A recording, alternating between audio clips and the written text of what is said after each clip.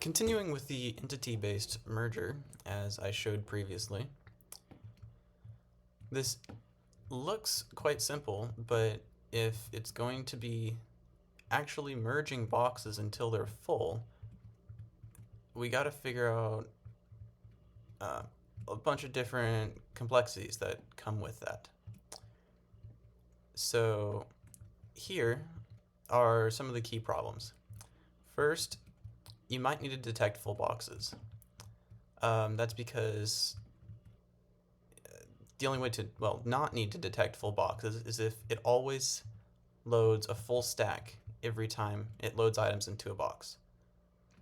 Um, so that way, when the hopper empties and it breaks the box, it will check the box after it's done, and if it's full, then it's full. If it ends with a partial item in this hopper, it would just kind of get stuck, because like a basic logic for the system is that when all the comparators turn off, all the hoppers are empty, so you can break all the boxes and start the next cycle. If there's any items left in the hoppers, because the boxes are full, then this will just get stuck. So assuming we want to be able to load non-full stacks into the boxes, you'll need to detect full boxes somehow, or detect that there's still items in the hopper.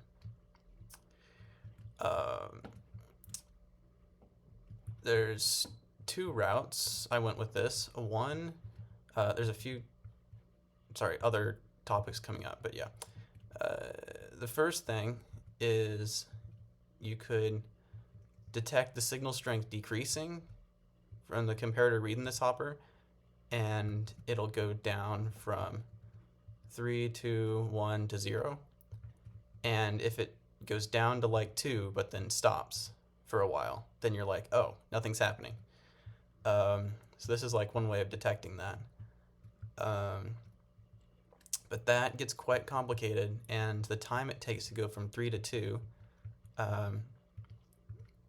is about 20 items each. Here's the differences: 19 items, 23 items, 22 items. From 64 to 46 is 3, then 45 changes to 2, to 23, and then 22 to 1 is 1, and that goes down to 0. So these signal strengths don't change for 22 items, which is 23 over 2.5. It's almost 10 seconds, about 9.2 seconds. So if it does stop, that means you have to wait 9 seconds before it even notices that the box is full. That's a really slow detection time. That's why basically no one ever uses this concept. Let's show what I mean though. So if the box has like half a stack left, and okay, half a stack left, and we put another stack in the hopper, it detects this, sends a long pulse into this pulse extender, and then it detects a change, sends another long pulse in. Then eventually this timer is going to run out because 2, it's stuck. And then here it turns on saying like, oh, we're not doing anything. And this is just an optimization. Ignore that for now. Let's let the rest of the items go into the box.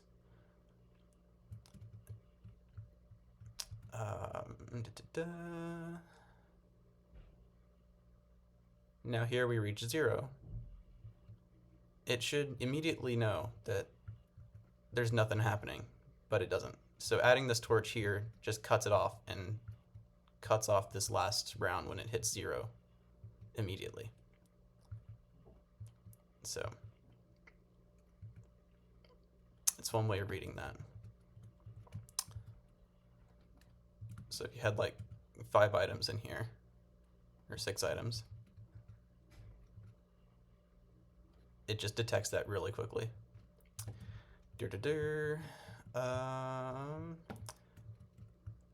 Adding a lot more complexity is this, where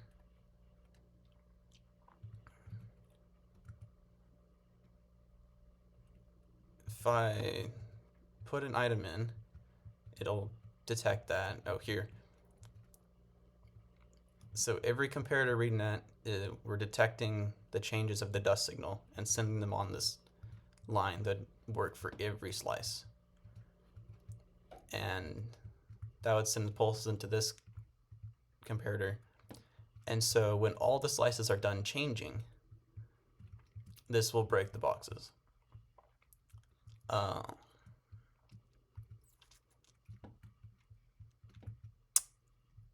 Yeah, so I'll show that here.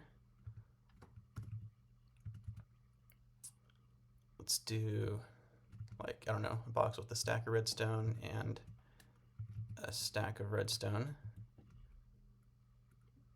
And the other thing is that I'll need to click this block just to pulse a little bit when I'm loading, just to make sure that it doesn't die, because that signal will die out eventually, and we're still doing stuff. So I need to trigger that, then send in the box, and then start the cycle and trigger this again. Pretend it didn't go out.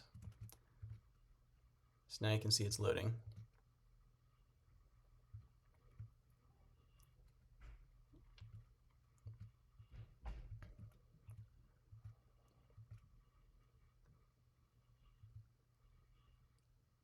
Still loading.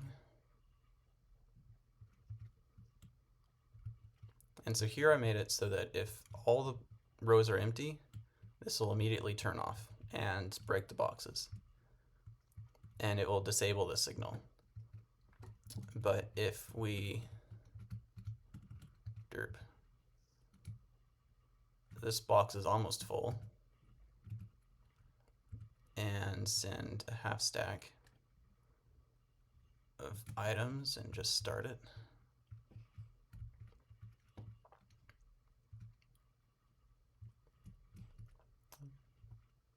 So see, it's done loading, and then this will flash. So this says there's a box full somewhere. So then what would happen is I'd grab an empty box for this design, at least. That'll show a bit more over there. Then that pulls the redstone block away from this hopper, so we can just send a bunch of empty boxes down. It grabs one, and then when we start the cycle again, I'll trigger that. Oops.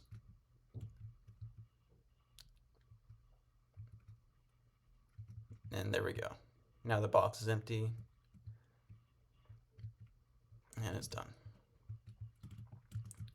Got the full box and the partial.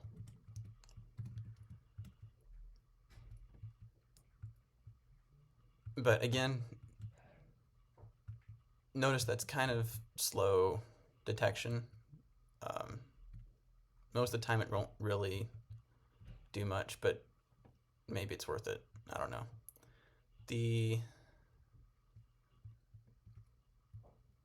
Okay, that was long-winded. Here we go. Detect full boxes.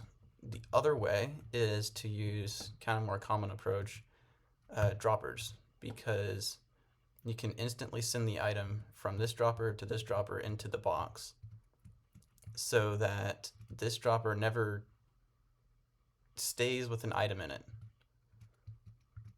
long enough for this comparator to read it. The items pass through really quickly. This comparator never sees any until the box gets full, and then an item stays behind because it can't push it into the full box.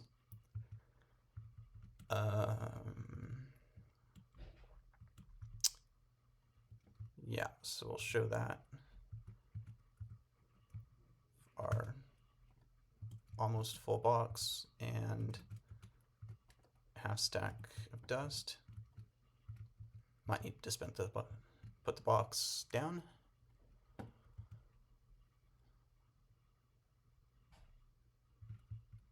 There we go. So it's full. And it detected that. So now what we could do is we could break the box. And here we could have a separate empty box line from the side that we could then load in.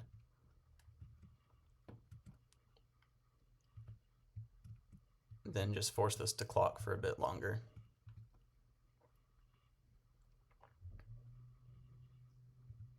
And that would clear that out.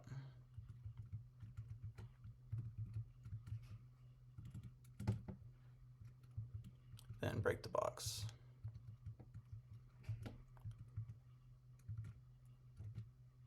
Oops. Oh well. So yeah, that's one method. This will detect that the box is full a lot faster, but it requires clocking droppers, and that gets a lot more complicated. Since we're already clocking droppers though, like, might as well make it double hopper speed. So here's another one. Nope, not that. Nearly full box, place it. Grab a half stack of dust.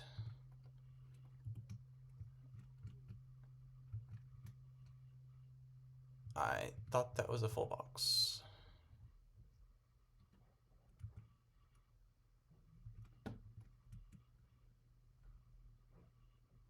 Oh, I didn't trash the box.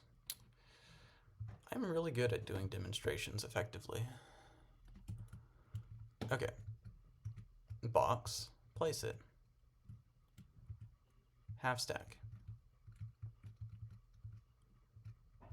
Box is loading.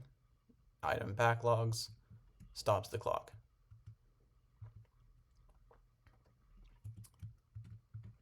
And, sorry, okay. Now that the clock stopped, it can quickly break the box and place in a new empty box, and then continue loading, first by disabling the top portion so that it can clear out the bottom backlog.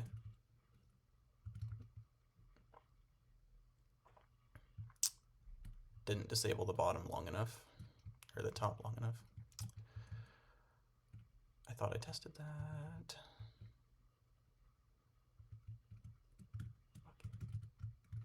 Okay. Then it can break the box.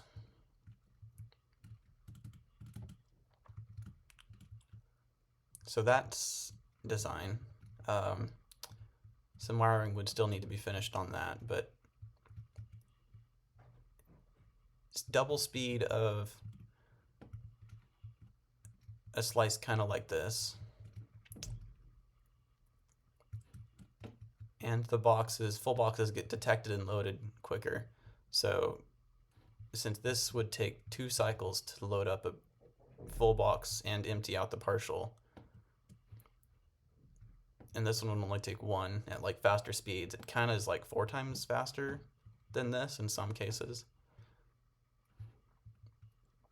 But I wanted to focus on just making the simple design first. So here's an example of that.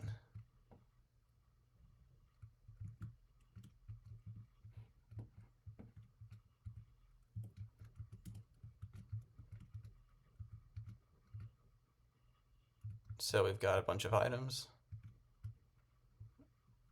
16 for 16 slices, and a bunch of empty boxes because too lazy to match them up right now. This could also have the same kind of cart input that matches them up.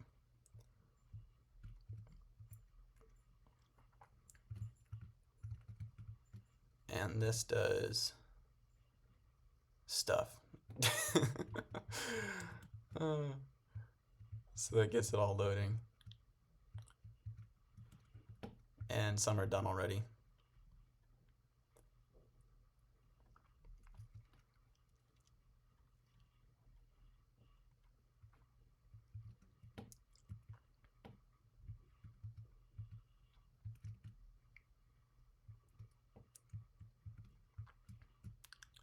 And so here again, it takes a global output. When they're all done, it breaks all the boxes.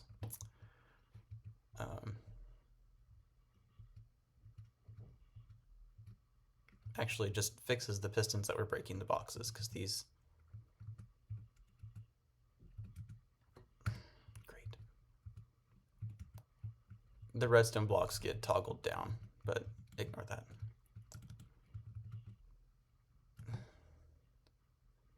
How long can I go without saying a side note? Okay, main point. Nope, side note, fix that. Oh yeah, demonstrate how slow this is with full boxes. Here we go. Just to show the fact, I'll load it with an already full box every once in a while. So we'll put these in and put these back in. I'll show that longer.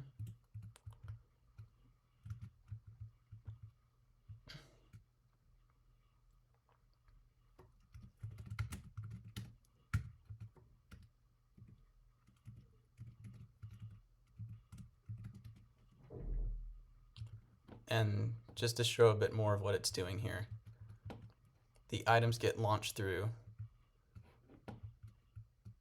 First, one gets pulled into the hopper. The comparator detects it, and then the torch, turns off, repeater turns off. And this sticky piston retracts the redstone block so that this hopper now is unlocked to grab in the shulker box. So this also means that if you have extra shulker boxes, like extra empty boxes, it'll only load them into slices that you actually sent items into.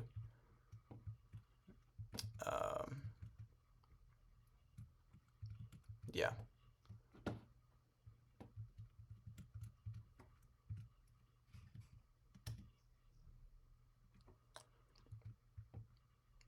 Then to start, it'll send all the blocks, redstone blocks forward, and then pulse them down to power the dispenser, then pull them back up to get out of the way of the shulker box.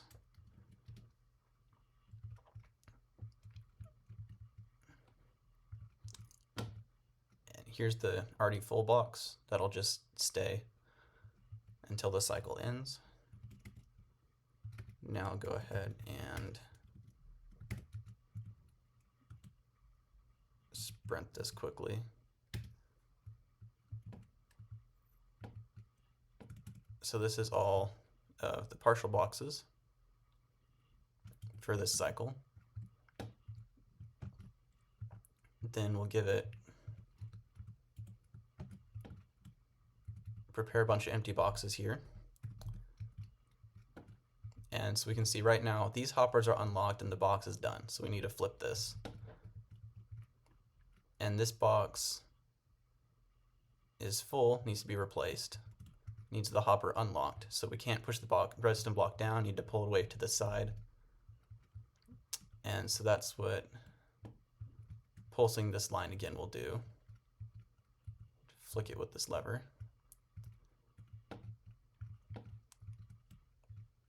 So now the redstone block is pulled away, and all the hoppers that don't need a box are locked.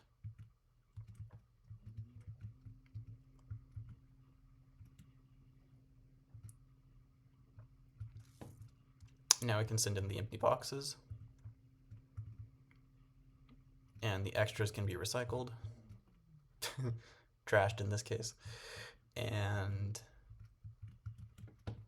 here we see that's got an empty box. That's got an empty box. Full box and more items to load. So now we can start the next cycle. And now all the full boxes are broken, empty boxes are set.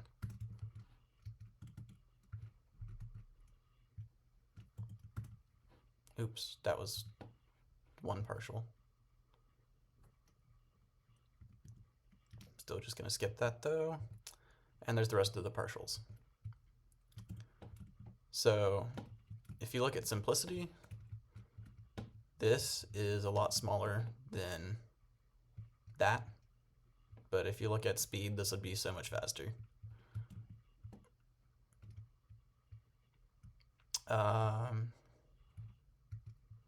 Okay, there's full box detection. Find matching items. Oh, slope per slice kind of already covered. It's just, this is only 1 times hopper speed. But theoretically, you could have multiple item types loading into boxes at the same time. Multiple instances of the same item type loading into multiple boxes to speed it up. So that depends on how you do the input, how you input boxes and items into the system. Also, which slice you pick will speed it up. Finally, find matching items. This is a bit more for a future video, but the basic idea that I had was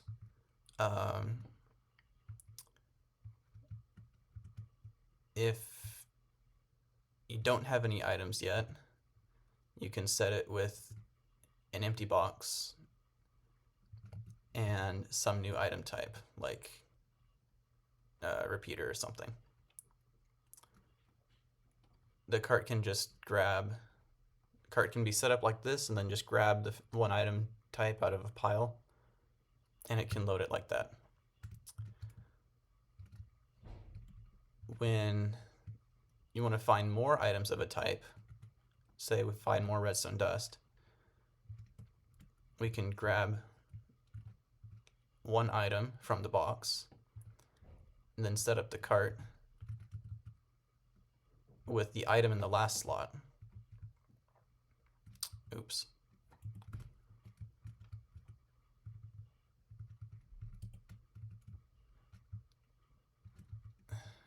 Meant to put some items here.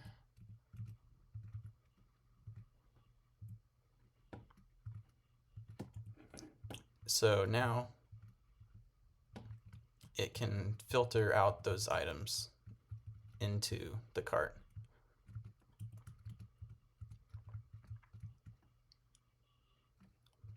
And if there's more items in the stack,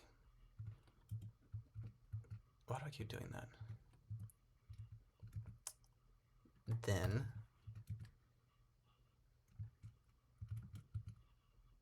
it can, like, since it's set up as a filter cart, it can sort for that item. All the slots are blocked. It can only pull in more redstone dust because it grabbed one item from the box to set that filter. It can only pull in 63 items though each cycle, which is again why we need full box detection, because it will only be effectively loading 63 items into the box each cycle. But we'll do another example with the torches here. Box with torches. Load the cart. Full of torches now. And the rest of this pile, it grabbed out the dust, the torches, and the repeaters.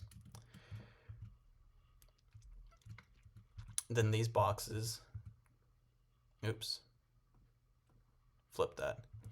These carts can be quickly unloaded and sent into the loading array or merging array, whatever you want to call it. And these items need to be in the last slot because it's really quick for Hopper to pull out a single item, but not pull out all these really quickly. And so we get these out really quickly because we just break the whole cart.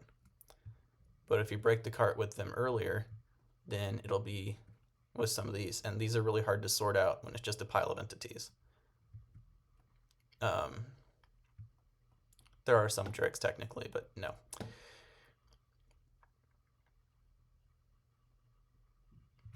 Cool. The biggest problem with this kind of method is that if you just kind of cycle through the boxes you've already merged, kind of,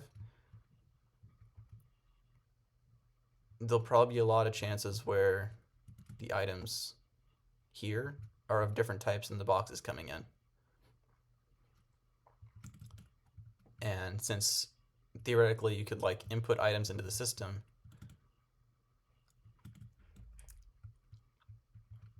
the input items could be like anything, and the boxes are whatever it had loaded previously, I guess.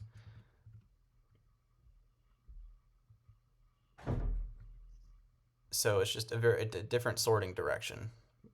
Normally sorters would like sort the items, then sort for where it goes. This kind of does it backwards. Anyway, I said I was going to try and do that in a different video. Yeah, the other big downside of this system, and why it's probably not a good idea at all, is that it needs to match every stack of items separately. If you had a bunch of redstone dust, like compare this to a normal splitter merger kind of system, with those you could have wow, really?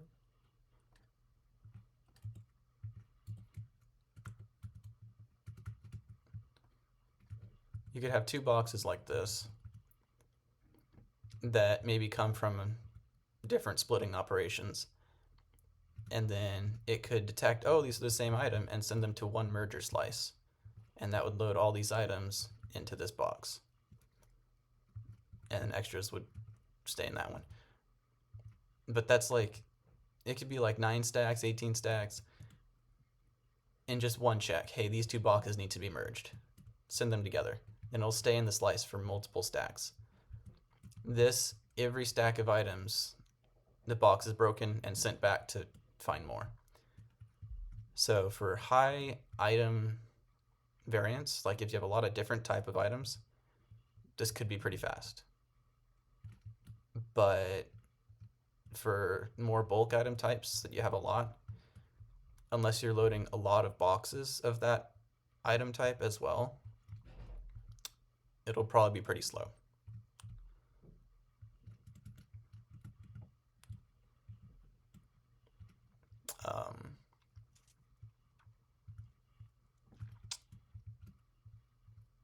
Yeah, I'm gonna skip that.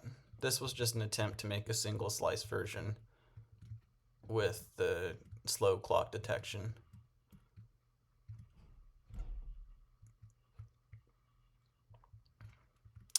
Yep. Oh. Technically, you could do full box detection with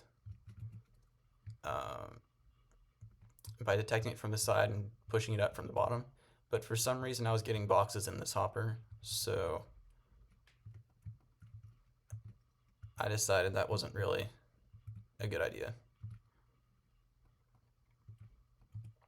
Show that again.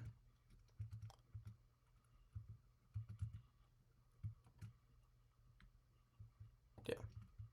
This is tileable though, so might be useful for someone else.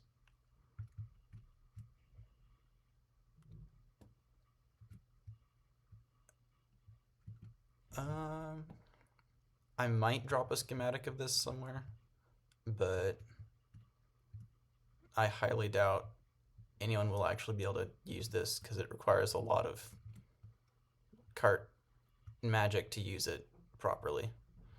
So probably not. You can see a lot from the video if you do want to explore it. This is just a 64 timer for what it would take 64 items to move through hoppers. So when this light bulb ends, it knows the cycle is done and it needs to add empty boxes if there's still hoppers with items. That's just a simpler system than the whole clocking stuff. Okay, I ranted for long enough.